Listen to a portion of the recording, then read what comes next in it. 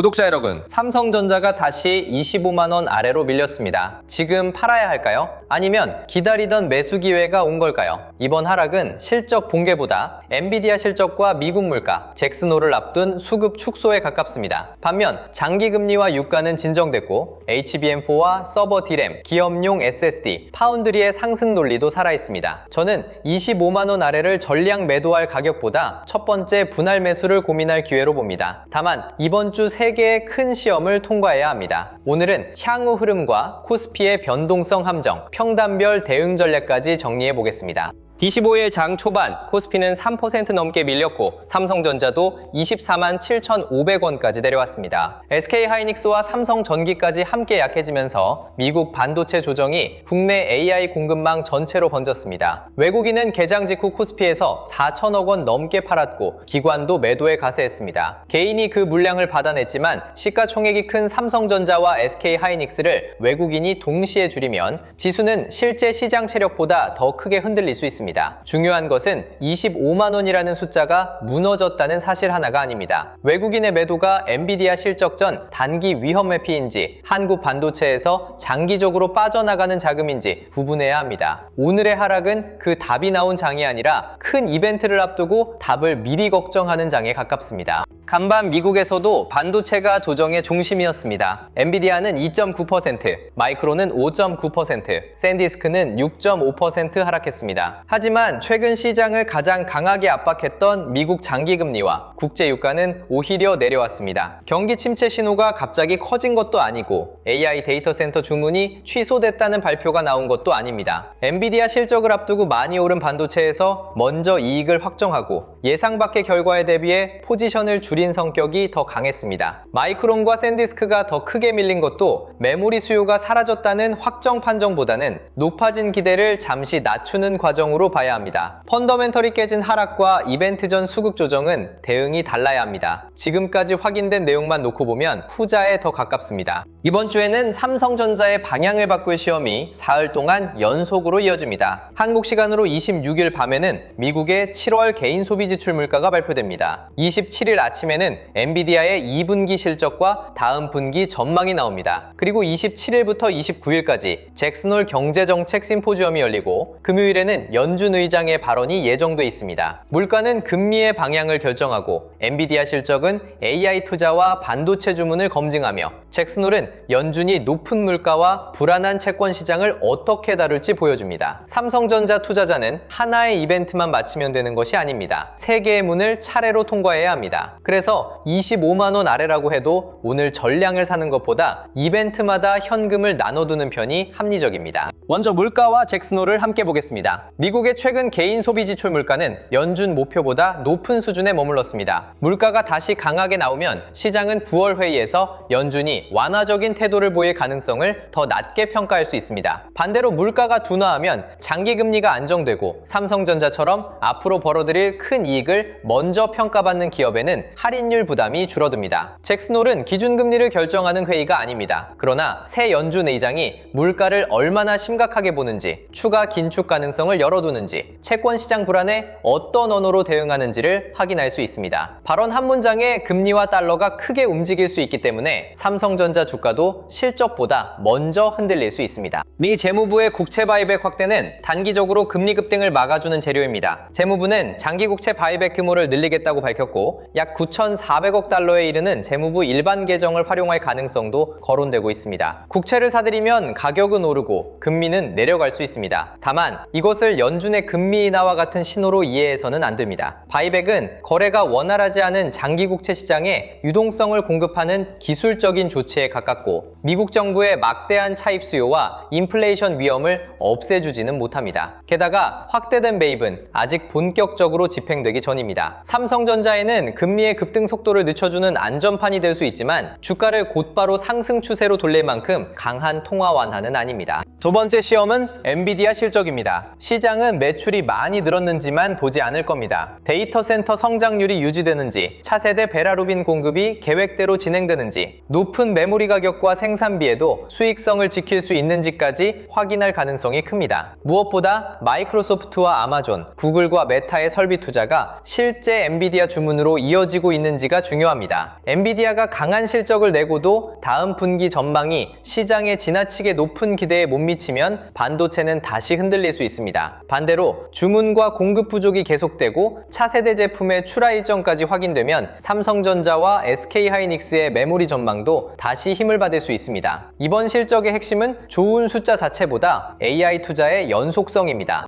삼성전자에는 엔비디아 실적을 앞두고 새로운 호재도 들어왔습니다. 엔비디아는 AI가 답을 만드는 추론 작업에 특화된 그록3 LPX가 본격 양산에 들어갔고 네비우스가 첫 고객으로 채택했다고 발표했습니다. 이 제품에 들어가는 핵심 연산칩은 삼성전자 파운드리가 생산하는 것으로 알려졌습니다. 삼성전자가 엔비디아 생태계에서 HBM 공급을 넘어 AI 로직 칩 생산까지 역할을 넓힌다는 의미가 있습니다. 다만 그록3는 HBM 대신 빠른 접근에 유리한 메모리 구조를 사용하는 추론 전용 제품입니다. 따라서 이 뉴스는 삼성전자 메모리 매출이 곧바로 늘어난다는 호재라기보다 파운드리가 첨단 AI 칩을 실제 고객 공급 단계까지 연결한 레퍼런스에 가깝습니다. 앞으로 생산량과 수율이 안정되고 다른 AI 고객까지 이어질 때 파운드리 반등의 증거가 더 강해집니다. 그록 3연사는 AI 시장의 무게중심이 학습에서 추론으로 넓어지고 있다는 신호이기도 합니다. 대규모 모델을 한 번 학습시키는데도 막대한 연산이 필요하지만 실제 서비스가 시작되면 수많은 이용자의 질문에 매일 답해야 합니다. AI 에이전트가 업무와 검색, 고객 상담, 로봇과 자율주행에 들어갈수록 추론 수요는 더 자주 발생합니다. 이 과정에서는 엔비디아 GPU뿐 아니라 맞춤형 가속기, 고성능 메모리, 서버용 D램, 저장 장치와 네트워크가 함께 필요합니다. 일부 추론 전용 칩이 HBM을 덜 사용하는 것은 지켜볼 위험이지만 전체 AI 서비스가 커지면 필요한 반도체의 종류와 수량도 함께 늘어납니다. 삼성전자는 메모리와 파운드리, 패키징을 모두 보유하고 있어 이 확장의 수혜를 여러 사업에서 받을 수 있습니다. 삼성전자 자체의 실적 논리도 아직 무너지지 않았습니다. 2분기 매출은 171조 5천억 원, 영업이익은 89조 5천억 원으로 분기 사상 최대를 기록했습니다. 반도체 부문은 AI 서버용 D램과 기업용 SSD, HBM 수요와 가격 상승의 효과를 동시에 받았습니다. 삼성전자는 3분기 HBM4 매출이 전 분기보다 3배 이상 늘어날 것으로 보고 있습니다. HBM4가 하반기 HBM 매출에서 차지하는 비중도 60%를 크게 넘어설 것으로 전망했습니다. 이미 HBM4를 삼업 출하했고 HBM4 E 샘플도 고객에게 보냈습니다. 주가가 며칠 흔들렸다고 이 주문과 출하가 사라진 것은 아닙니다. 현재 하락을 업황 붕괴보다 실적 발표와 주주 환원 기대를 먼저 반영한 뒤 나오는 수급 조정으로 보는 이유입니다. 주주 환원 발표 뒤 주가가 급락한 이유도 규모보다 구성이 문제였습니다. 삼성전자는 올해 약 90조 원에서 110조 원 규모의 주주 환원을 예상하고 있습니다. 3분기에는 정규 배당을 포함해 약 30조 원의 현금 배당을 계획하고 있고 남은 환원 방식은 내년 1월 이사회에서 확정할 예정입니다. 그런데 시장이 당장 기대했던 것은 더 강하고 명확한 자사주 매입과 소각이었습니다. 함께 발표된 약 15조 원의 보통주 매입은 임직원 보상 목적이어서 곧바로 소각되는 주식과는 성격이 다릅니다. 그래서 큰 숫자가 나왔는데도 투자자는 확정된 소각 효과가 부족하다고 판단했고 발표를 기다렸던 단기 자금이 빠져나왔습니다. 주주 환원의 가치가 사라진 것이 아니라 기대가 너무 앞서갔다가 구성에 맞춰 다시 가격을 조정한 겁니다. 그렇다고 15조 원의 보통주 매입을 아무 의미가 없다고 볼 수도 없습니다. 회사가 시장에서 실제로 주식을 사들이는 동안에는 현물 매수 수요가 생깁니다. 외국인과 기관의 매도가 줄어드는 날에는 회사 매입이 주가의 하단을 받치고 외국인 매수까지 겹치면 반등을 강화할 수 있습니다. 다만 회사가 사고 있다는 이유만으로 외국인의 대규모 매도를 모두 흡수할 수 있다고 기대해서는 안 됩니다. 가장 좋은 조합은 회사의 매입과 외국인의 현물, 선물 매수가 동시에 나타나는 경우입니다. 반대로 회사가 주식을 사는데도 외국인과 기관이 계속 더 많은 물량을 내놓는다면 주가는 당분간 답답할 수 있습니다. 자사주 매입은 하락을 완충하는 안전판이지 방향을 혼자 바꾸는 엔진은 아닙니다. 여기서 코스피가 투자자를 속이는 첫 번째 방식이 나옵니다. 24일 코스피는 3.12% 급락했지만 상승 종목은 572개였고 하락 종목은 286개에 그쳤습니다. 코스닥도 오히려 상승했습니다. 삼성전자와 SK하이닉스처럼 시가총액이 큰 종목이 내려가자 지수는 시장 전체가 무너진 것처럼 보였지만 실제로는 더 많은 종목이 올랐습니다. 지수 하락만 보고 보유 종목을 모두 던진 투자자는 살아있던 순환매까지 놓칠 수 있습니다. 반도체 대형주에서 빠진 돈이 2차 전지와 바이오, 산업재와 중소형 실적주로 이동했다면 시장 자금이 완전히 빠져나간 것이 아닙니다. 이것이 지수 하락이 만들어내는 공포의 함정입니다. 하지만 반대 방향의 함정도 있습니다. 삼성전자와 SK하이닉스가 이벤트 뒤 강하게 반등하면 코스피는 크게 오를 수 있습니다. 그런데 상승 종목 수가 줄고 코스닥과 중소형주가 약해진다면 실제 시장의 위험 선호가 회복된 것은 아닐 수 있습니다. 두 대형주가 지수를 끌어올려 시장 전체가 좋아진 것처럼 보이는 반등 착시입니다. 그래서 앞으로는 코스피 등락률과 함께 상승 종목 수, 코스닥 흐름, 외국인의 현물과 선물, 반도체 후방 종목의 거래 대금을 같이 봐야 합니다. 지수는 내려도 내 종목이 강할 수 있고 지수는 올라도 대부분의 계좌가 약할 수 있습니다. 지금 코스피의 변동성 함정은 한쪽 방향이 아니라 상승과 하락 양쪽에서 투자자를 흔듭니다. 이번 주 강세 시나리오는 물가가 예상보다 안정되고 엔비디아가 AI 주문의 연속성을 확인해주는 경우입니다. 잭슨홀에서 연준 의장이 추가 긴축을 서두르지 않겠다는 태도를 보이고 미국 장기금리까지 안정되면 외국인은 한국 반도체를 다시 담을 명분을 얻습니다. 삼성전자와 SK하이닉스가 함께 반등하고 삼성전기와 장비주, 전력기기까지 거래가 확산된다면 25만원 아래의 하락은 이벤트 전 과도한 공포였다는 해석이 강해질 수 있습니다.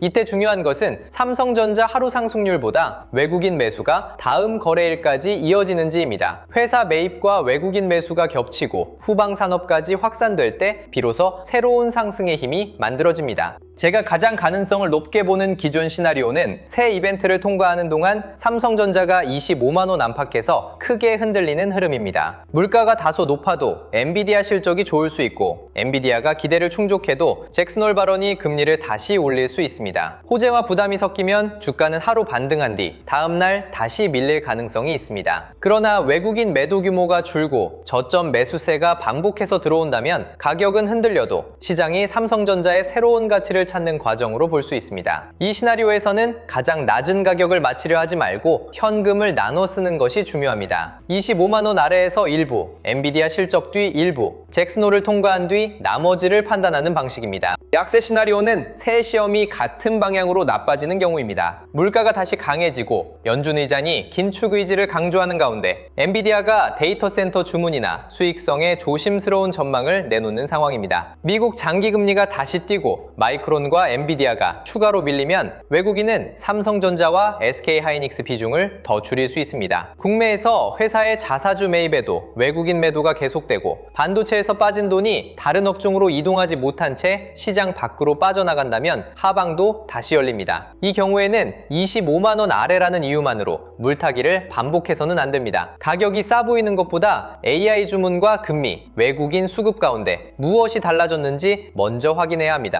그럼에도 저는 25만원 아래를 현물 투자자의 첫 번째 매수 기회로 볼 수 있다고 생각합니다. 사상 최대 실적과 HBM4 출하 확대, 서버 D램과 기업용 SSD의 공급 부족이 유지되는 가운데 주가는 엔비디아 실적과 잭슨홀의 불확실성을 먼저 할인하고 있기 때문입니다. 그록 삼양사는 삼성전자 파운드리가 AI 추론 시장에 실제 생산 파트너로 진입했다는 새로운 근거도 만들어줬습니다. 다만 기회라는 말은 바닥이 확정됐다는 뜻이 아닙니다. 지금은 장기 가치에 비해 공포가 커진 구간일 가능성이 높다는 뜻입니다. 따라서 대출과 레버리지 없이 추가 하락에도 버틸 수 있는 현금으로 한 번이 아니라 여러 번 나눠 접근해야 합니다. 좋은 가격과 안전한 매수는 같은 말이 아닙니다. 분할했을 때 비로소 좋은 가격을 실제 기회로 만들 수 있습니다. 평단이 23만원 아래인 현물 보유자는 핵심 물량을 급하게 팔 이유가 크지 않습니다. 현재 가격에서도 수익 완충 구간이 남아있고 삼성전자의 장기 실적 논리도 살아있습니다. 다만 수익이 줄어드는 것이 아까워 단기 반등을 쫓아 추가 매수를 크게 늘릴 필요는 없습니다. 이미 좋은 가격에 보유하고 있는 투자자의 장점은 시장을 마칠 필요 없이 기다릴 수 있다는 데 있습니다. 핵심 물량은 유지하고 추가 매수는 엔비디아 실적과 외국인 수급을 확인한 뒤 작은 비중으로만 검토하는 편이 좋습니다. 평단이 낮다는 이유로 삼성전자 한 종목이 계좌에서 지나치게 커졌다면 일부 현금을 남겨두는 것도 필요합니다.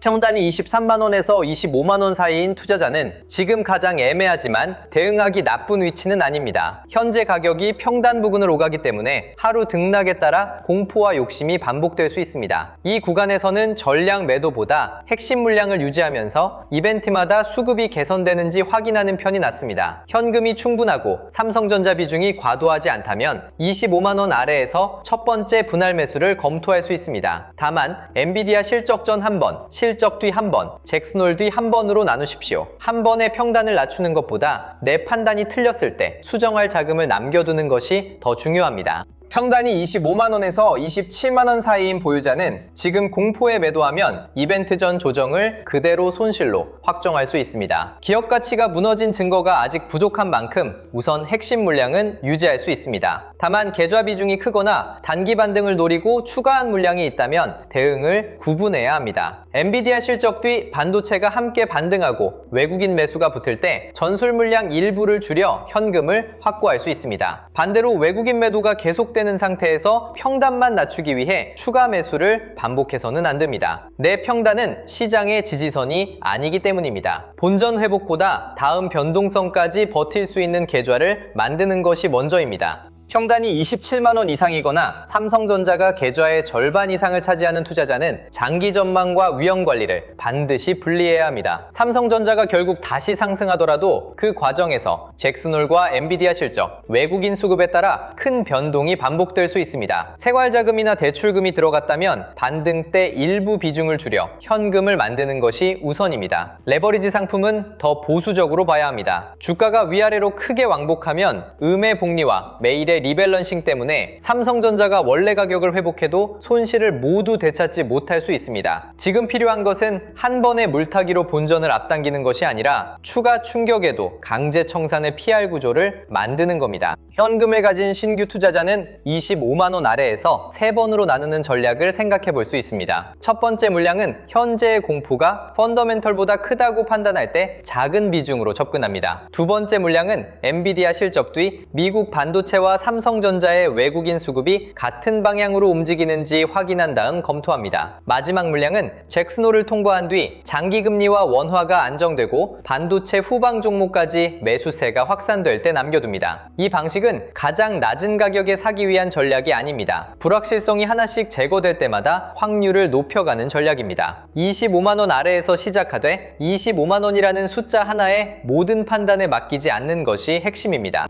이 시점에 가장 먼저 볼 업종은 여전히 반도체 대형주입니다. 삼성전자와 SK하이닉스가 엔비디아 실적 뒤 외국인 매수로 돌아서는지가 시장 전체의 위험 선호를 보여줍니다. 삼성전기는 AI 서버와 고성능 전자부품 수요가 배형 반도체에서 부품으로 확산되는지 확인하는 연결고리입니다. 다만 세 종목이 하루 같이 오른다는 이유만으로 순환이 완성된 것은 아닙니다. 거래대금이 유지되고 다음 날에도 외국인 매수가 남아있어야 합니다. 대형 반도체는 지금 가장 싸 보이는 업종인 동시에 가장 큰 이벤트 위험을 가진 업종입니다. 그래서 주도주의 복귀 여부를 확인하는 기준으로 보되 추경 매수는 피해야 합니다. 두 번째는 AI 하드웨어와 반도체 장비, 기판입니다. 테스와 이오테크닉스처럼 메모리 증설과 미세 공정 전환의 수혜를 받는 장비주, 심텍처럼 고성능 반도체 기판 수요와 연결된 종목을 함께 볼 필요가 있습니다. 삼성전자와 SK하이닉스가 주가 조정을 받아도 장비 발주와 생산 능력 확대가 유지된다면 AI 반도체 사이클의 실체는 살아있을 수 있습니다. 반대로 대형주만 잠깐 반등하고 장비와 기판의 거래 대금이 계속 줄어들면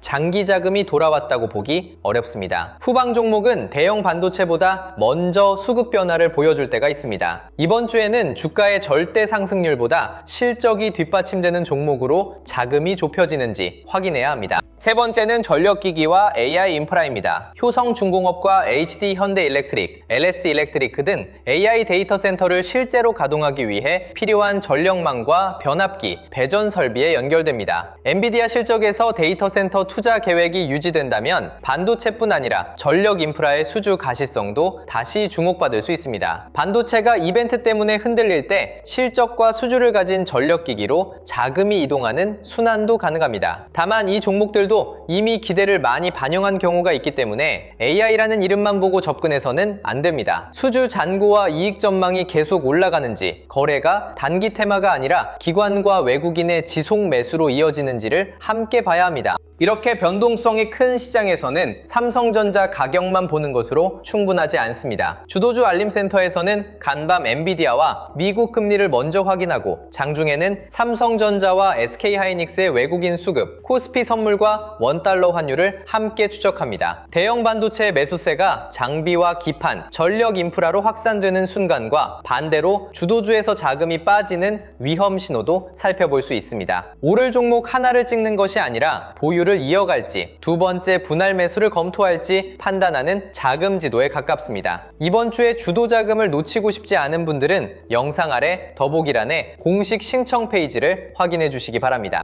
구독자 여러분, 현재까지 확인된 것은 실적 붕괴가 아니라 큰 이벤트를 앞둔 반도체 포지션 축소와 주주 환원 기대의 재조정입니다. HBM4와 서버 D램, 기업용 SSD의 수요는 살아있고 그룹 3연사는 파운드리가 AI 추론 시장에 들어갈 통로를 넓혔습니다. 그래서 현물 투자자에게 25만원 아래는 공포의 팔, 가격보다 첫 번째 분할 매수를 고민할 기회에 가깝습니다. 다만 물가와 엔비디아 실적, 잭슨홀을 통과하기 전에는 바닥을 단정할 수 없습니다. 낮은 평단은 핵심 물량을 지키고 높은 평단은 비중과 현금을 관리하며 신규 투자자는 3번으로 나눠 접근하시기 바랍니다. 코스피 지수보다 상승 종목 수와 외국인 수급, 후방 산업으로 퍼지는 자금을 보십시오. 오늘 영상이 도움이 되셨다면 구독과 좋아요로 함께 해주세요.